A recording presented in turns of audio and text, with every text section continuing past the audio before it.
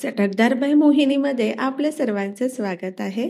आज आपण ओल्या नारळाच्या वड्या केलेल्या आहेत. नारळाच्या वड्या खूप सुंदर लागतात आणि ह्या करायलाही सोप्या आहेत.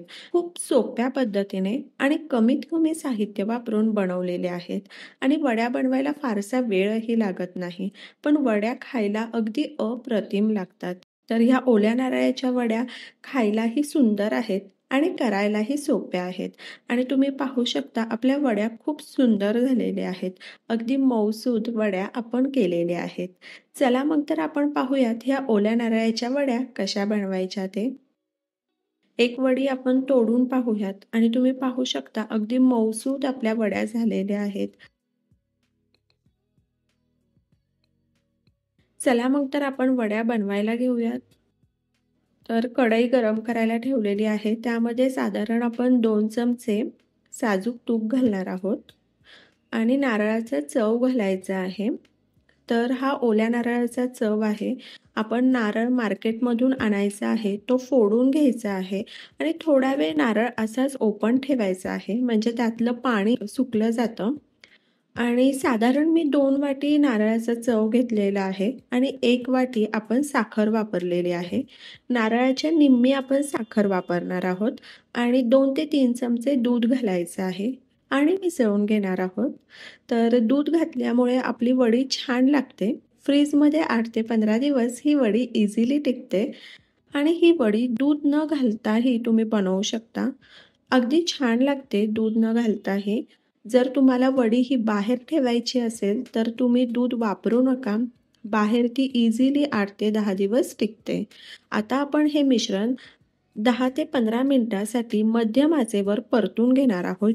जोपर्यंत व्यवस्थित त्याच्यामधलं पाणी आटत नाही तोपर्यंत आपण हे मिश्रण मध्यम आचेवर मस्त असं परतून घेणार आहोत. मिश्रण होईपर्यंत आपण ताटाला तूप लावून घ्यायचं आहे. आपण ज्यामध्ये वड्या बनवणार आहोत तर त्याला खाली तूप लावून घ्यायचं आहे. त्यामुळे वड्या इझिली निघतात, खाली ताटाला चिकटणार नाही. त्यामुळे आपण पूर्वतयारी करून घेतलेली आहे. ताटाला तूप लावून घेतलेलं आहे. आपलं मिश्रणही तुम्ही पाहू शकता व्यवस्थित असं सुटं होत आलेलं आहे. तर 10 ते 15 मिनिटासाठी मध्यम आचेवर व्यवस्थित मिश्रण जर आपण परतून घेतलं ना तर वड्या पण खायला स्वादिष्ट लागतात. मोठा गॅस करून जर तुम्ही पटपट करायचा प्रयत्न केला वड्या तितक्या चविष्ट होत नाही. तुम्ही पाहू शकता आता आपल्या मिश्रणामधलं पाणी हे पूर्णपणे आटलेलं आहे आणि अशा पद्धतीचं आपल्याला मिश्रण हे बनवून घ्यायचं आहे. जवळपास 13 ते 14 मिनिटासाठी मी मध्यम आचेवर हे मिश्रण व्यवस्थित असं परतून घेतलेलं आहे. आता गॅस बंद केलेला आहे आणि आता आपण वड्या बनवायला घेऊयात. तर ताटाला तर आपण तूप लावून घेतलेलंच आहे. मिश्रण घालूयात आणि व्यवस्थित मिश्रण एकसारखं करून घ्यायचं आहे.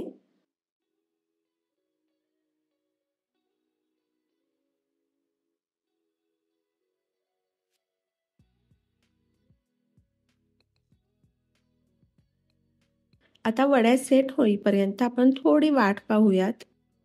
साधारण 2.5 ते 3 तासानंतर तुम्ही वड्या पाडल्यात तरी चालू शकतं. आता जवळपास 3 तास झालेले आहेत आणि आता आपण वड्या पाडायला सुरुवात करूयात. तर तुम्ही वड्या ह्या पिझ्झा कटरने पण पाडू शकता किंवा पिझ्झा कटर नसेल चाकूच्या साहाय्यानेही वड्या पाडू शकता. वड्या तुमच्या आवडीनुसार तुम्ही छोट्या मोठ्या कशाही पाडू शकता.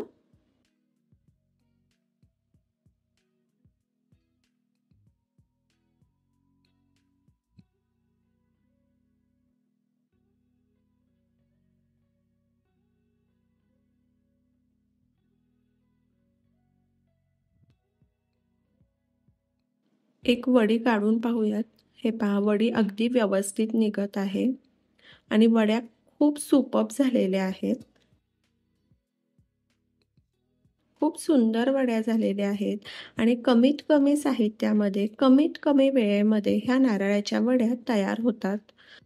तुम्हाला हवे असेल तर तुम्ही ड्रायफ्रुट्सही यामध्ये घालू शकता, पण मी ह्या साध्या सिंपलच वड्या कट करून घेणार आहे कारण मला ह्या वड्या अशाच आवडतात. वड्या खूप सुंदर आणि अप्रतिम झालेल्या आहेत. तर तुम्ही ह्या वड्या बनवा, खा आणि मला सांगा कशा वाटल्या ते. आणि अशाच नवनवीन आणि चटकदार रेसिपी पाहण्यासाठी चटकदार बाय मोहिनीला सबस्क्राईब करायचं आहे. बेल आयकॉनवर क्लिक करायचं आहे. म्हणजे नवनवीन व्हिडिओज हे तुमच्यापर्यंत पोहोचू शकतील.